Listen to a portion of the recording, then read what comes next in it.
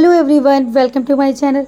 तो सपना चौधरी का सबने व्लॉग देख ही लिया होगा कि उसने अपने फर्स्ट हस्बैंड सूरज जी और अपने सास ससुर को एक्सपोज़ किया है। जी हाँ, उन्हीं सास ससुर और उन्हीं हस्बैंड के लिए जिसकी वो हमेशा तारीफ़ किया करती थी यूट्यूब पे। कभी भी बैठ के उसने इन लोगों की बुराई नहीं की, लेकिन एक कहते हैं ना कि एक सब्र का बांध होता है, जब वो टूटता है तो बहुत भारी होता है।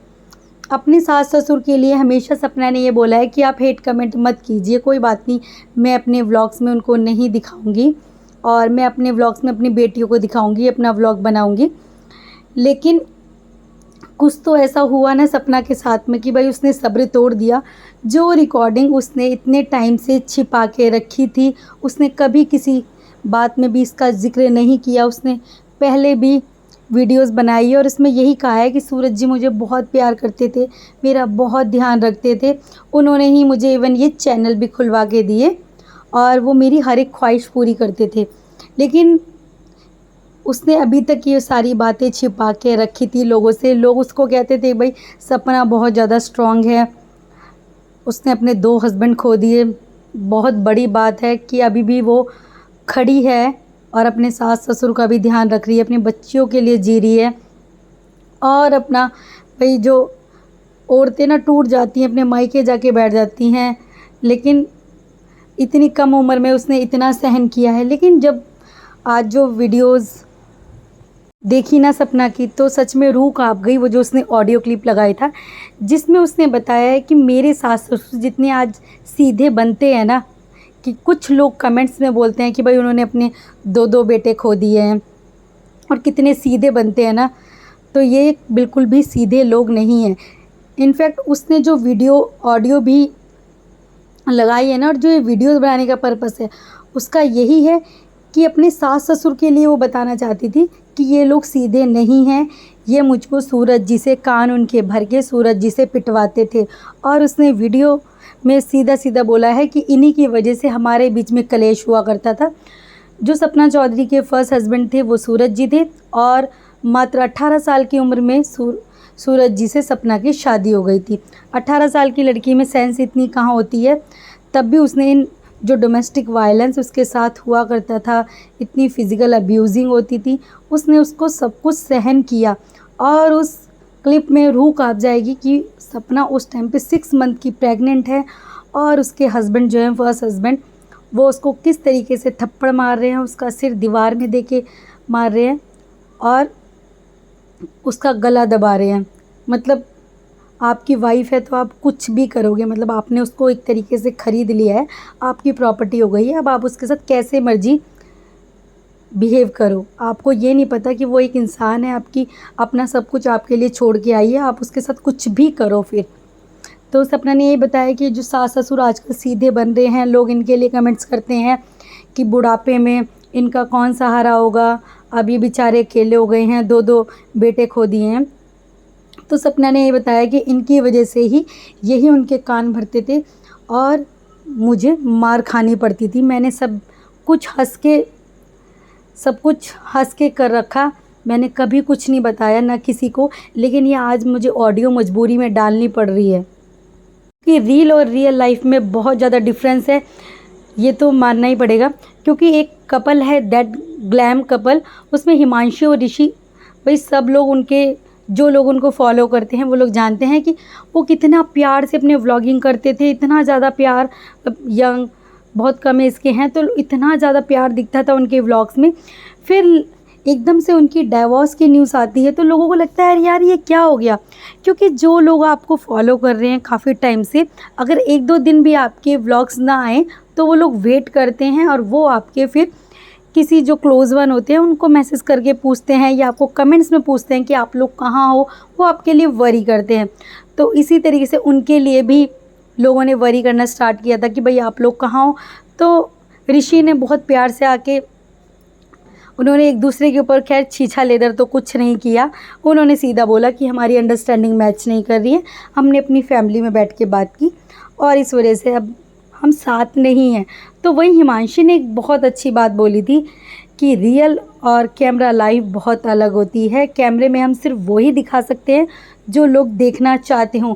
लोग आपका रोना धोना नहीं देखना चाहेंगे, प्यार मोहब्बत सब देखना पसंद करते हैं, तो कैमरे में वही चीज़ें दिखाई जाती हैं, लेकिन वो रियल लाइफ से बहुत अलग होती हैं। कैमरे के सामने हमें हंसना पड़ता है, तो ऐसा नहीं है कि पीछे कुछ चीज़ें नहीं चल रही होती है, पीछे बहुत चीज़ें चल रही होती हैं, लेकिन कैमरे के आगे हमें सब कुछ अच्छा अच्छा दिखाना होता है। तो वही हो रहा है आजकल कि भाई रियल लाइफ अलग हो गई है, रियल लाइफ अलग हो गई है। लोग इनको इतना ज़्यादा फॉलो करते हैं, इनको इनसे इन्फ्लुएंस होते हैं कि देख उसके हस्बैंड कितना प्यार करते हैं, उसकी वाइफ कितना प्यार करती है, कितना खुशी से रहते हैं, लेकिन अलग सच्चाई अलग ही होती है। सपना ने बताया कि मैं अपनी फ़र्स्ट शादी में बिल्कुल भी खुश नहीं थी। मेरे ऊपर डोमेस्टिक वायलेंस होता था, फिज़िकल अब्यूज़िंग होती थी मेरे साथ में। जब मैं प्रेग्नेंट थी तब भी मेरे साथ इस तरीके से जानवरों की तरह, कुत्तों की तरह बिहेव किया जाता था। लेकिन जब मेरी सेकंड शादी हुई तो भाई इन्होंने मेरे ऊपर कोई तरस नहीं खाया, कोई कुछ नहीं था।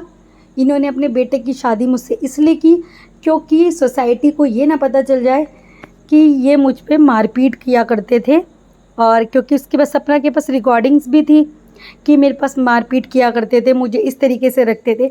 तो इन्होंने अपनी सारे जो काली करतूतें हैं इसको छिपाने के लिए अपने छोटे बेटे के साथ सपना की शादी करवा दी। लेकिन सपना ने ये बताया कि जब मेरी सेकंड शादी हुई, सही मायने में मुझे तब लगा कि हाँ, मुझे कोई प्यार करने वाला मिला है। राजवीर जी मुझे बहुत अच्छे से रखते थे, मुझे बहुत ज़्यादा प्यार करते थे। सूरज जी ने मुझे कभी कोई प्यार नहीं दिया, क्योंकि लोग भी कमेंट्स करते थे।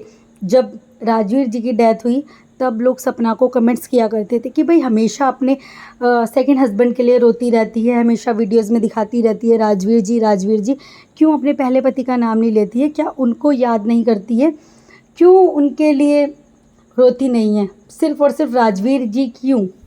तो सपना ने यही बताया कि जब कोई प्यार नहीं देगा तो मैं उसके लिए क्यों रोऊँ, मैं क्यों रोऊँ। जिस तरीके से मैंने अपनी ज़िंदगी बिताई थी तो मैं उस इंसान को क्यों याद करूँगी। हाँ, राजवीर जी ने मुझे बहुत प्यार किया, मुझे ज़िंदगी जीना सिखाया। तो वही सही मायने में मेरे हस्बैंड थे जिन्होंने मुझे वाइफ़ की तरह रखा। पहले हस्बैंड तो मुझे कुत्तों की तरह पीटा करते थे बस।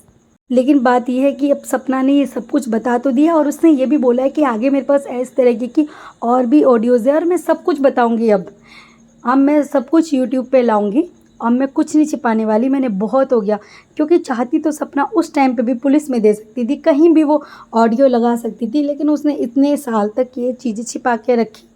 क्योंकि इस तरीके में ना जो पुलिस होती है ना वो भी नहीं छोड़ती है। जब आप प्रेग्नेंट हो और इस तरीके के स्ट्रॉन्ग प्रूफ थे सपना के पास में, तो फिर बहुत लंबा इनका केस चल जाता। लेकिन सपना ने उस टाइम भी बहुत हिम्मत रखी और ये सब कुछ सहन किया।